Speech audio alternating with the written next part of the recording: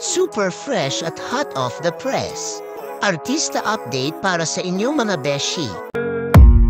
I don't really know what comes next. I'm just doing my best even though I'm so stressed. Non-stop talaga ang preparation ni Kim Chiu para sa triathlon.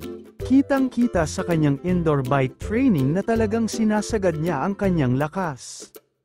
Hindi pa siya natatapos, mas ginaganahan pa nga siya habang nagpupursigi. Fire! Thanks coach! Ani Kim, talagang inspired siya at motivated sa bawat pedal. Sinabi pa ni Kim na may dagdag pang pressure kapag isang Chloe Jane ang katabi mo sa training.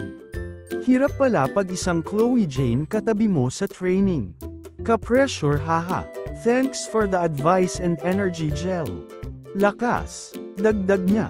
Sa kabila ng lahat ng pagod, walang patid ang kanyang pagsisikap para maabot ang kanyang goals. Ka ba o sapaw? Ay! Oy!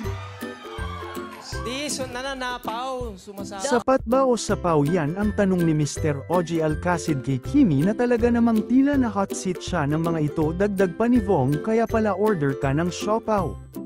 Talaga namang Paulo Avellino botong-boto sa iyo ang Showtime family ni Kim. Miss na namin kayo ni Kimi na magkasama muli.